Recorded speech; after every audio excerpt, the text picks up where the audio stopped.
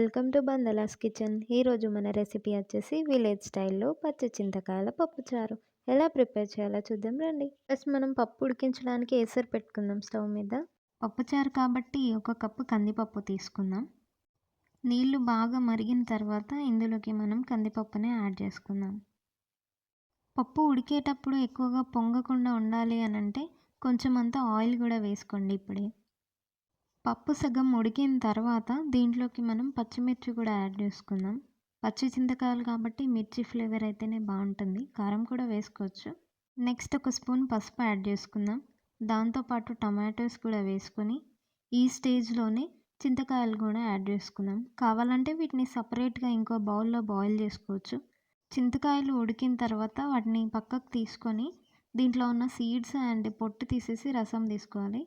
Next పప్పు మొత్తం ఉడికిన తర్వాత దీన్ని స్టవ్ ఆఫ్ చేసుకొని పప్పు గుత్తితో మెత్తగా స్మాష్ చేసుకుందాం. స్మాష్ చేసుకున్న పప్పులో కావాల్సినన్ని నీళ్లు పోసుకొని మళ్ళీ మనం మరిగించడానికి స్టవ్ మీద పెట్టుకుందాం. ఇప్పుడు దీంట్లోకి కరివేపాకు అండ్ సొరకాయ కూడా యాడ్ చేసుకున్నాం. సొరకాయ అనేది ఆప్షనల్, మీకు నచ్చితే వేసుకోండి. ఉప్పు కారం టేస్ట్ చూసుకొని సరిపోకపోతే ఇంకొంచెం యాడ్ చేసుకోండి. ఇప్పుడు దీన్ని మూత పెట్టి పప్పు పొంగేంత వరకు మనం దగ్గరే ఉండి చూడాలి, లేదంటే స్టవ్ అంతా పొంగిపోద్ది. పప్పు పొంగిపోతే పప్పుచారు టేస్ట్ పోతుందంటారు. పప్పు పొంగిపోవడానికి రెడీగా ఉంది. మంటని మీడియం ఫ్లేమ్లో పెట్టుకొని కలుపుకోండి. మీద మూత ఎప్పుడైనా కొంచెం సైడ్ కని పెట్టుకోవాలి, లేదంటే తొందరగా పొంగిపోద్ది.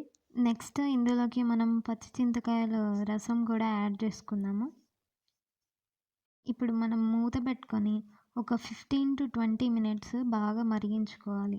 పప్పు ఎంత ఎక్కువగా మరిగితే మనకి అంత ఫ్లేవర్ అండ్ టేస్ట్ అనేది వస్తుంది. 15 మినిట్స్ తర్వాత మనం కొత్తిమీర యాడ్ చేసుకొని స్టవ్ ఆఫ్ చేసుకుందాం. నెక్స్ట్ మనం పప్పుని పోపు చేసుకోవడానికి 2 కప్పుల ఆయిల్ని బాగా హీట్ చేసుకుందాం. ఆయిల్ బాగా హీట్ అయిన తర్వాత అందులో ఒక ఎండుమిర్చి, జీలకర్ర, ఆవాలు అండ్ కొంచెంగా మెంతులు వేసుకోండి. ఆవాలు చిటపటలాడిన తర్వాత క్రష్ చేసుకున్న వెల్లుల్లిని కూడా యాడ్ చేసుకుందాం. వెల్లుల్లి కొంచెం వేగిన తర్వాత కరివేపాకు కూడా యాడ్ చేసుకుందాం. కొంచెం ఇంగువ కూడా యాడ్ చేసుకుందాం. అండ్ దాని తర్వాత పచ్చిమిర్చి కూడా వేసుకొని కలుపుకుందాం. పప్పులో ఆమ్లెట్ అప్పడం కాకుండా మీ ఫేవరెట్ కాంబినేషన్ ఏంటో కామెంట్ చేయండి. ఇప్పుడు కొంచెంగా ఆనియన్స్ అండ్ పసుపు కూడా యాడ్ చేసుకొని కాస్తంత అల్లం వెల్లుల్లి పేస్ట్ కూడా యాడ్ చేసుకుందాం. అల్లం వేగిన తర్వాత ఒక గరిటెడంత పప్పు తీసుకొని ఇందులోకి కొంచెం కొంచెంగా యాడ్ చేసుకోండి, లేదంటే ఆయిల్ అంతా బయటికి చెల్లుతుంది. లేదు అంటే ఈ పోపుని డైరెక్ట్గా మరిగించిన పప్పులోకి యాడ్ చేసుకోండి. Thank you for watching. Please do like, share and subscribe to Bandala's kitchen. ఈసారి పప్పుచారు మ్యాంగో పచ్చడి అండ్ ఆనియన్స్తో ట్రై చేయండి.